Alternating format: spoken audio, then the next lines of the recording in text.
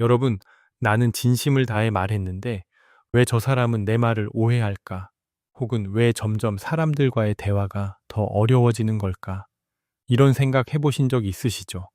책임이 무거워지고 돌봐야 할 이들이 늘어날수록 오히려 당신의 마음 둘 곳은 줄어듭니다.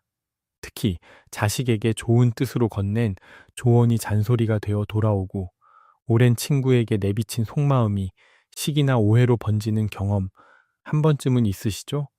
내 마음은 그게 아닌데 라며 열심히 내 입장을 변호해 보지만 말을 할수록 왠지 관계는 점점 더 시궁창으로 빠져듭니다. 결국 그냥 말을 말자 하고 입을 닫아버리고 말죠. 하지만 여러분, 우리가 오해를 받는 건 여러분의 진심이 부족해서가 아닙니다.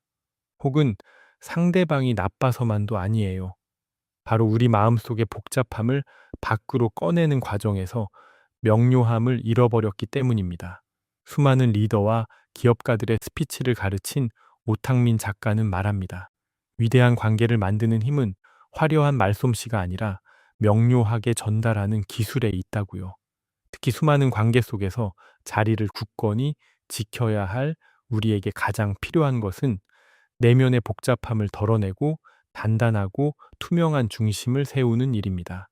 나이 들수록 인간관계가 편안해지고 주변에 사람이 모이는 분들에겐 공통적인 특징 세 가지가 있습니다. 오늘 그 비밀을 여러분과 함께 나눠보려 합니다. 이 영상이 끝날 때쯤이면 여러분은 더 이상 오해받을까 두려워 입을 닫는 사람이 아니라 존재 자체로 명료한 깊이를 전하는 사람이 되어 계실 겁니다. 지금부터 오해 없는 삶을 위한 인생의 지혜를 시작합니다. 올해 예수님 박여사님은 직장일로 바쁜 며느리가 안쓰러워 전화를 걸었습니다. 얘야, 이번 주말에 내가 밑반찬 좀 해서 갈까? 여사님 마음속엔 오로지 며느리를 도와주고 싶다는 생각뿐이었죠. 하지만 며느리는 당황하며 대답합니다. 어머님, 저희 괜찮아요. 신경 안 쓰셔도 돼요. 순간 여사님은 서운함이 몰려옵니다. 지들 생각해서 한 말인데 오지 말라는 건가 싶어 결국 됐다. 바쁜데 내가 눈치가 없었네라며 차갑게 전화를 끊어버립니다. 며느리는 며느리대로 어머님이 또 간섭하시려나 주말엔 좀 쉬고 싶은데 싶어 마음이 무겁습니다. 진심은 사라지고 오해만 남은 대화입니다. 반면 같은 60대인 명숙 씨는 똑같은 상황에서 전혀 다른 결과를 만들어냅니다. 명숙 씨는 며느리에게 전화를 걸어 이렇게 말합니다. 얘야, 이번 주에 뉴스 보니까 날씨가 갑자기 추워졌더라고. 너희 둘 다 야근도 많고 감기 기운도 있다길래 내 마음이 종일 쓰이네. 라며 이유를 먼저 밝힙니다. 그리고는 혹시 이번 주말에 내가 뜨끈한 국이랑 밑반찬 몇 가지만 해서 보내주면 네가 좀 든든할까라고 무엇을 할지 넌지시 이야기합니다. 이 말을 들은 며느리의 반응은 어떨까요? 명숙 씨의 제안을 간섭이 아니라 나를 걱정하는 따뜻한 사랑으로 받아들입니다. 어머님, 역시 저 생각해 주시는 분은 어머니밖에 없어요. 이번 주에 안 그래도 장볼 시간이 없어서 걱정했는데 정말 감사해요 라며 명숙 씨의 명확한 이유와 행동에 스르륵 마음의 문을 엽니다. 이유 하나를 덧붙였을 뿐인데 관계의 온도가 완전히 달라진 것이죠. 도대체 이 둘의 차이는 무엇일까요? 오해 없이 사는 사람들의 첫 번째 특징은 무엇을 말하기 전에 이유를 먼저 설명한다는 것입니다. 우리는 보통 결론부터 말하는 습관이 있습니다. 반찬 해줄까? 일찍 다녀라. 그건 하지 마라. 이것이 바로 무엇입니다. 하지만 무엇만 전달되면 상대방은 그 말 뒤에 숨겨진 의도를 자기 방식대로 해석하기 시작합니다. 명숙 씨처럼 행동의 근거가 되는 나의 마음과 이유를 투명하게 먼저 보여주는 것. 이것이 바로 관계를 명료하게 만드는 최고의 기술입니다. 이 현상은 심리학의 귀인 이론으로 설명할 수 있습니다. 사람은 타인의 행동을 볼 때 왜 저럴까 하고 그 이유를 스스로 추측하려는 본능이 있습니다. 그런데 문제는 타인의 행동 이유를 찾을 때 상황보다는 그 사람의 성격이나 의도 탓으로 돌리는 경향이 있다는 점입니다. 며느리는 시어머니의 전화를 어머님이 참견하시려는 성격 때문이라고 오해하기 쉽습니다. 이때 명숙 씨처럼 먼저 이유 Y를 밝히는 것은 상대방이 엉뚱한 오해의 길로 빠지지 않도록 안전한 가이드라인을 쳐주는 것과 같습니다. 나를 투명하게 보여줌으로써 상대방이 방어 기제를 내려놓고 내 진심을 보게 만드는 것입니다.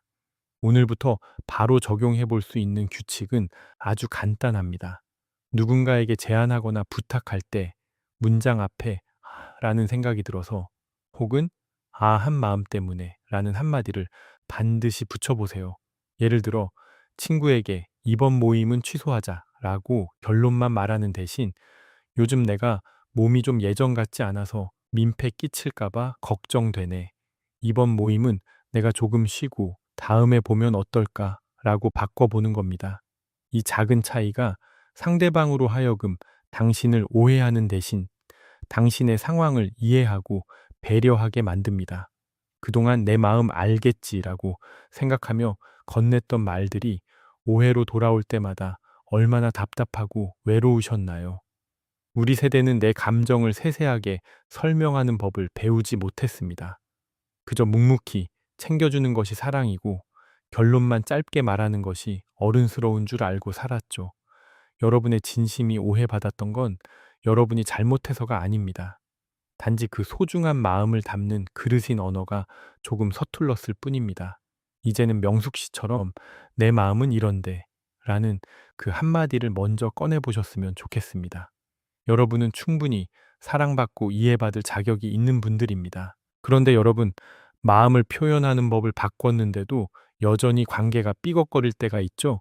분명 내 진심을 이유와 함께 전달했는데 정작 내 행동이 그 말을 따라가지 못한다면 어떨까요? 오히려 안 하느니만 못한 상황이 벌어지기도 합니다. 사실 오해 없는 사람들은 말 잘하는 법보다 이것을 지키는데 훨씬 더 많은 공을 들입니다. 사람의 품격을 결정짓는 두 번째 특징, 바로 확인해 보겠습니다. 올해 55신 정 사장님은 오랜만에 동창회에서 기분이 좋아졌습니다. 친구들에게 멋진 모습을 보여주고 싶었던 그는 호기롭게 외칩니다. 야, 다음 달 모임은 우리 동네로 와라. 내가 진짜 끝내주는 횟집에서 거하게 한턱 낼게. 친구들은 박수를 치며 환호했고 정 사장님은 뿌듯했습니다. 하지만 다음 날 정 사장님은 머리를 감싸줍니다. 다음 달엔 집안 경조사가 겹쳐 지출이 컸고 주말 일정표도 꽉 차 있었기 때문이죠. 결국 모임 사흘 전 그는 단톡방에 글을 남깁니다. 미안하다 친구들아. 갑자기 급한 일이 생겨서 다음 달 모임은 다음에 하자. 친구들은 겉으로는 이해한다고 하지만 속으로는 생각합니다. 얘는 나이 먹어도 여전히 입만 살았네. 정 사장님의 진심은 친구들을 대접하고 싶다는 것이었지만 결과는 믿을 수 없는 사람이라는 오해만 남았습니다. 반면 같은 모임에 나간 창수님은 다릅니다. 친구들이 다음 모임은 창수네 동네 어때? 라고 묻자 창수 씨는 바로 대답하지 않고 마음속으로 3초를 세며 자신의 일정과 지갑 사정을 확인합니다. 그리고 이렇게 말합니다. 다음 달엔 내가 큰 대접은 못하더라도 우리 동네 조용한 찻집에서 차 한 잔씩은 꼭 대접할게. 그 시간은 내가 비워둘 수 있어. 창수 씨는 약속한 날 미리 찻집을 예약하고 친구들을 기다렸습니다. 화려한 한우 대접은 아니었지만 친구들은 창수 씨를 보며 느낍니다. 저 친구는 말한 건 무조건 지키는 사람이야. 창수 씨가 뱉은 말과 그의 행동이 정확히 일치하자 친구들 사이에서 그는 굳이 설명하지 않아도 신뢰받는 명료한 사람이 되었습니다. 오해 없이 사는 사람들의 두 번째 특징은 말을 줄임으로써 자신의 생각과 말, 행동의 일관성을 철저히 지킨다는 것입니다. 오탕민 작가는 그의 저서에서 명료한 개인이 되기 위한 첫걸음으로 생각말 행동의 일치를 꼽습니다. 우리가 타인에게 오해를 사고 신뢰를 잃는 가장 큰 이유는 능력이 부족해서가 아닙니다. 내가 뱉은 말과 실제 행동이 다르기 때문입니다. 말은 화려한데 행동이 따르지 않으면 아무리 진심을 호소해도 상대방에게는 모호한 사람, 믿을 수 없는 사람으로 비칠 뿐입니다. 명료한 사람들은 자신의 말이 가진 무게를 압니다. 그래서 그들은 말을 많이 하기보다 지킬 수 있는 말만 골라 하는 법을 선택합니다. 굳이 멋진 말을 지어내지 않고 내 생각의 크기만큼만 말하며 말한 것은 반드시 행동으로 옮깁니다. 이렇게 생각, 말, 행동이 일직선으로 정렬될 때 그 사람에게서는 형용할 수 없는 단단함과 투명함이 느껴집니다. 이것이 바로 사람들을 매료시키고 오해를 원천 차단하는 명료함의 오라입니다. 심리학에는 인지 부조화라는 개념이 있습니다.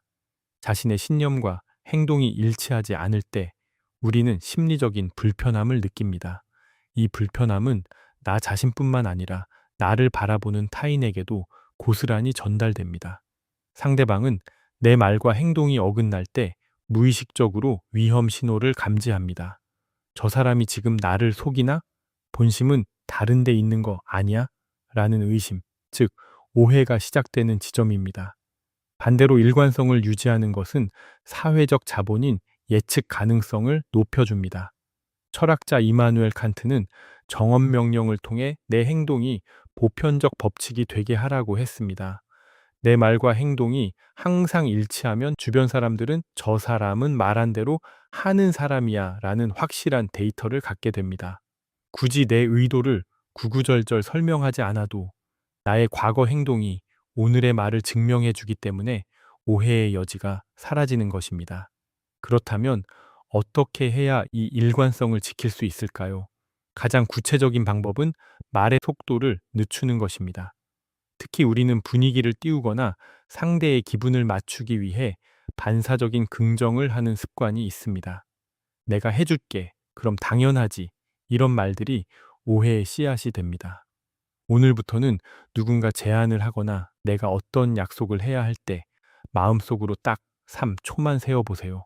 1초에는 내 진짜 생각이 무엇인지 확인하고 2초에는 이 말을 행동으로 옮길 에너지가 내게 있는지 체크하고 3초 뒤에 입을 여는 겁니다.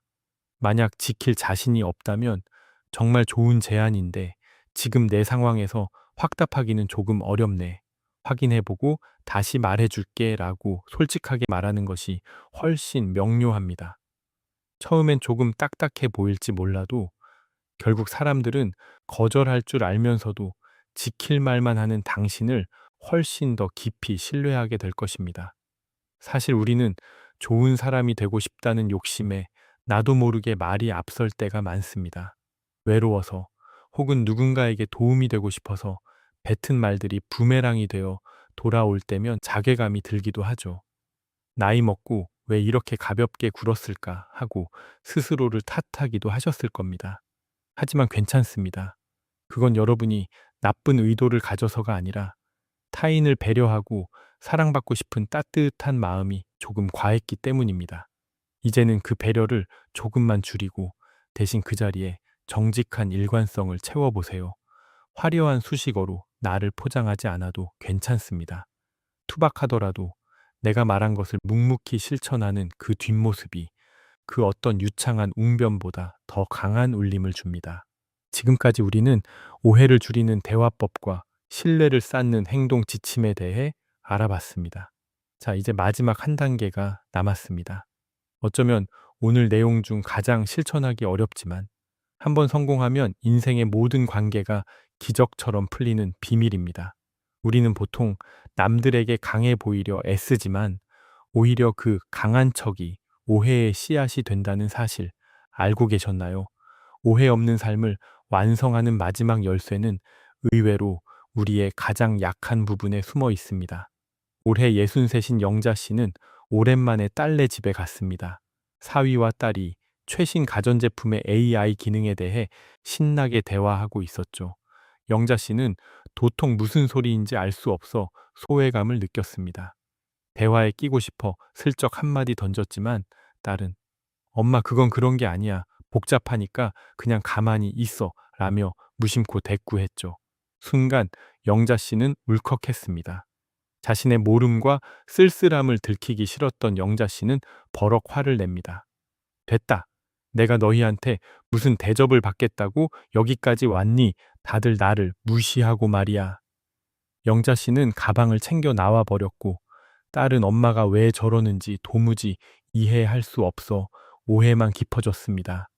반면 같은 상황에서 경숙 씨는 전혀 다른 길을 선택합니다.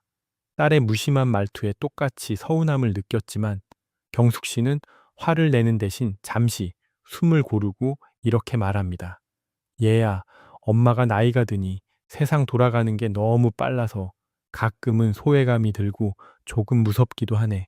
방금 너희 대화를 엄마도 같이 나누고 싶은데 엄마가 잘 모르는 부분이라서 서운한 마음이 들었나 봐. 엄마한테 조금만 천천히 설명해 줄 수 있니? 이 고백을 들은 딸의 반응은 어떨까요? 엄마를 무시하려던 게 아니었던 딸은 금세 미안해하며 엄마의 손을 꼭 잡습니다. 엄마 미안해. 내가 너무 배려가 없었지. 이건 이런 기능인데 내가 천천히 알려줄게.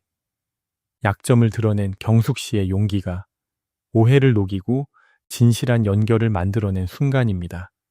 하지만 여러분, 지금 내 약점을 말하면 사람들이 나를 우습게 보지 않을까? 이런 걱정하고 계시죠? 충분히 이해합니다. 우리 세대에게 약점을 보이는 건 곧 패배처럼 느껴지기도 하니까요. 하지만 심리학은 전혀 다른 답을 내놓고 있습니다. 왜 경숙 씨의 모른다는 고백이 딸의 마음을 움직였을까요? 여기에는 관계의 판도를 바꾸는 놀라운 심리학적 원리가 숨어 있습니다. 오해 없이 사는 사람들의 세 번째 특징은 자신의 부족함이나 약점, 즉 취약성을 숨기지 않고 솔직하게 드러낸다는 것입니다. 우탕민 작가는 명료함에서 완벽해 보이는 모습보다 자신의 한계와 상태를 명확히 밝히는 것이 관계의 불필요한 노이즈를 제거한다고 강조합니다. 리더가 나도 이 부분은 잘 모르니 도와달라고 말할 때 조직이 명료해지듯 개인의 관계에서도 내가 지금 이런 점 때문에 힘들다고 말할 때 비로소 오해의 안개가 걷힙니다. 많은 분이 나이가 들수록 어른 대접을 받아야 한다는 생각에 약한 모습을 감추려 애씁니다. 내가 왕년의 말이야 라며 과거를 소환하거나 모르는 것도 아는 척하며 권위를 세우려 하죠. 하지만 아이러니하게도 우리가 강한 척할수록 주변 사람들은 거리감을 느끼고 작은 실수조차 고집이나 독선으로 오해하게 됩니다. 반면 나의 취약함을 먼저 꺼내놓는 사람은 타인에게 나를 오해할 여지를 주지 않습니다. 내 마음의 상태를 투명하게 공개했기 때문입니다. 심리학자 브레네 브라운은 이를 취약성의 힘이라고 부릅니다. 흔히 취약함은 약점이라고 생각하기 쉽지만 사실 취약함은 용기의 척도이며 타인과 연결될 수 있는 유일한 통로입니다. 우리가 자신의 약점을 인정하고 고백할 때 상대방은 무의식적으로 이 사람은 나를 속이지 않는다는 깊은 신뢰감을 느끼게 됩니다. 그렇다면 나의 취약성을 드러내고도 오해 없는 관계를 만드는 습관은 무엇이 있을까요? 그것은 바로 나 메시지로 나의 상태를 고백하는 것입니다. 특히 감정이 격해질 때 너 왜 그래? 라고 상대를 비난하기 전에 지금 내 마음이 이래 라고 나의 취약한 지점을 먼저 말씀해 보세요. 예를 들어 친구가 내 전화를 늦게 받을 때 넌 왜 항상 바쁜 척이니? 라고 비꼬는 대신 나이가 드니까 사소한 일에도 소외감을 좀 느끼나 봐. 네 답장이 늦으니까 내가 너한테 소중하지 않은 사람인가 싶어 조금 쓸쓸했어 라고 말해보는 겁니다. 이렇게 취약성을 고백하면 두 가지 마법 같은 일이 일어납니다. 첫째, 공격받지 않은 상대방은 방어 기제를 세울 필요가 없어 미안함과 공감을 먼저 표현하게 됩니다. 둘째, 나 스스로 내 감정의 주인님을 선포하게 되어 마음이 평온해집니다. 내 약점을 내가 먼저 인정해버리면 더 이상 그것 때문에 타인에게 휘둘리거나 오해받을까봐 전전긍긍할 필요가 없기 때문입니다.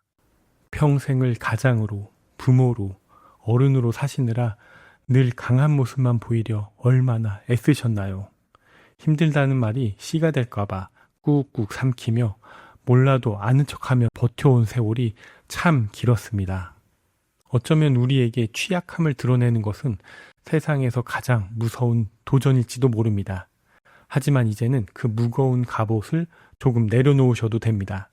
사실 우리가 그토록 지키려 했던 그 체면이 아이러니하게도 우리가 가장 사랑하는 사람들과의 거리를 만들고 있었을지도 모르니까요. 나도 무섭다. 나도 서운하다. 나도 사랑받고 싶다는 그 짧은 고백이 100마디의 훈계보다 훨씬 더 명료하게 여러분의 진심을 전달할 것입니다. 완벽한 어른보다 솔직한 한 사람이 되는 것, 그것이 나이 들수록 더 빛나고 오해 없는 삶을 사는 가장 아름다운 지혜입니다. 여러분의 용기 있는 고백이 차가웠던 관계를 따뜻하게 녹이는 시작이 되길 바랍니다. 오늘 이야기는 오탕민 작가의 명료함을 읽고 정리한 내용 중 가장 인상 깊었던 부분에 제 생각과 경험을 더하여 만들었습니다. 이 책은 흔들리는 조직과 개인의 삶을 세워주는 단단한 기준에 대해 이야기합니다. 관계의 피로감이 극에 달해 차라리 혼자가 편하다고 느끼는 그날, 이 책을 펼쳐보시길 권합니다.